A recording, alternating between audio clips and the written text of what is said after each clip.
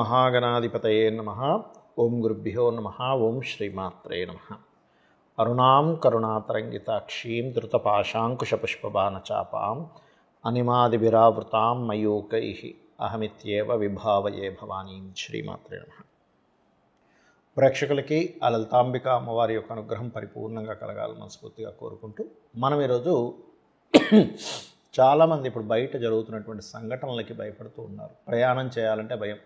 అది bus ఎక్కాలన్నా, train ఎక్కాలన్నా, ఎలా ప్రయాణం చేయాలన్నా భయపడుతున్నారు. ఎందుకంటే ఒక ఆటో ఇంకోటి ఏదో ఢీకొని నిన్న మొన్న ఒకరు బస్సు మంటల్లో కలిసిపోయి, లేకపోతే బస్సు పాపం యాక్సిడెంట్ అయ్యి, ఇలా రకరకాలుగా అవుతూ ఉన్నప్పుడు చాలామంది నన్ను అడుగుతున్న విషయం ఏంటంటే, కాబట్టి మా రాశిరీత్యా ఎటువంటి పరిహారం చేసుకుంటే మంచిది అని అడగడం జరుగుతుంది. అయితే ఈ యొక్క అంశాలు చెప్తుంది నేనైనప్పటికీ కూడా చెప్పేస్తుంది సాక్షాత్ లలిత అమ్మవారిగా భావిస్తూ, అసలు ఈ కాంబినేషన్స్ ఎందుకు ఉన్నాయి, ఎందుకు అలా జరుగుతుందంటే, ఒకటి శని రాశుల్లో రాహు ఉంటూ, రాహు గురు రాశుల్లో ఉంటూ, గురువు కర్కాటక రాశిలో ఉన్నాడు, అందుకే ప్రయాణాల మీద ఎక్కువ ఎఫెక్ట్ పడుతుంది. అలాగే కుజబుధులు కలిసి ఉన్నారు, రవి నీచబడి ఉన్నాడు. ఇవన్నీ కూడా కాంబినేషన్స్ చెప్పాలంటే. అయితే దీని గురించి మనం ఒక్కొక్క రాశి గురించి వాళ్ళు తీసుకోవాల్సిన జాగ్రత్త, వాళ్ళు చేసుకోవాల్సిన మంత్రం ఏమిటనే విషయం మనం ఇప్పుడు తెలుసుకుందాం. తులవారికి కనుక చూసుకున్నట్లయితే ప్రస్తుతం మీకు లగ్నంలో రవి ఉన్నాడు, 2వ స్థానంలో కుజబుధులు కలుస్తున్నారు. అయితే ఈ యాక్సిడెంట్ యోగం అనేటువంటిది మీకు ఎంతవరకు వర్తిస్తుంది?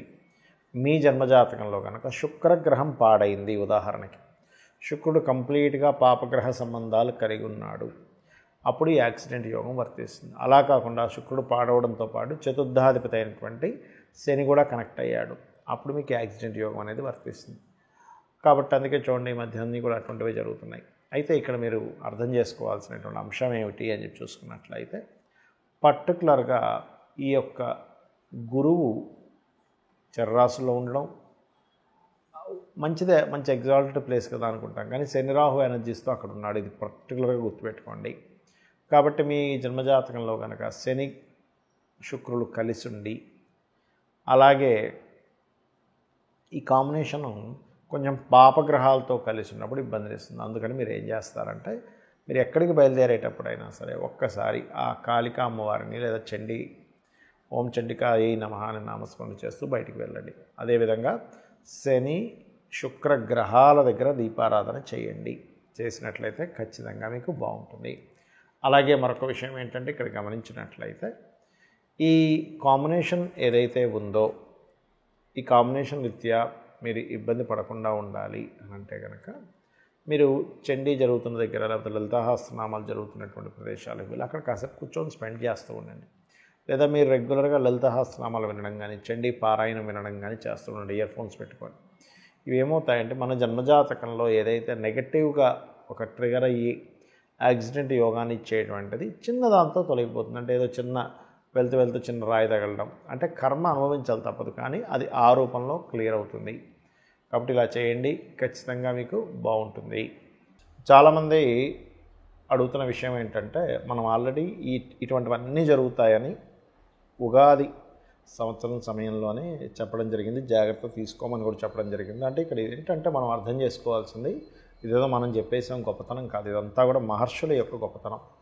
మహర్షులు మనకి ముండేన్ ఆస్ట్రాలజీ అని ఇచ్చారు, మైథుని జ్యోతిష్యం అంటారు. ఆ మైథుని జ్యోతిష్యంలో కొన్ని సూత్రాలు ఉన్నాయి. అంటే కుజుడు అగ్రెసివ్ ప్లానెట్స్ కలిస్తే ఏంటి, అగ్రెసివ్ ప్లానెట్స్ అంటే కొంచెం కుజుడు రాహు అగ్రెసివ్ రిజల్ట్స్ ఇచ్చే ప్లానెట్స్ కనుక వీక్షణ పడుతున్నా, లేదా శని కుజుడు వీక్షణ పడుతున్నా, ఇలాంటివి జరుగుతాయని చెప్పడం జరిగింది.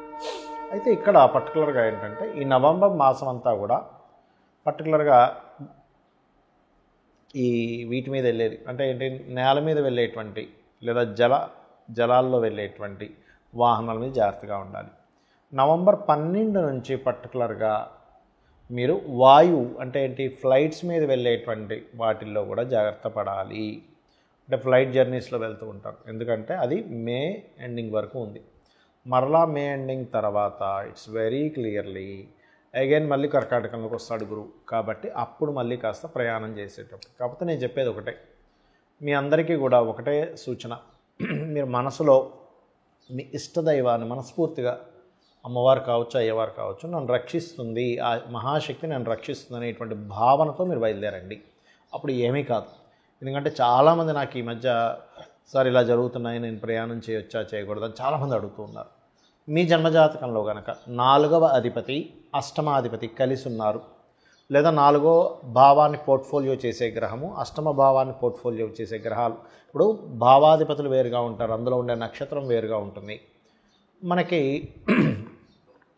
ఆ యొక్క గ్రహాల యొక్క కాంబినేషన్ ఎక్కడ కలిసింది, పాపరాశుల్లో కలిసిందా శుభరాశుల్లో కలిసిందా అనేది కూడా ఒక లెక్క ఉంటుంది ఆస్ట్రాలజీలో.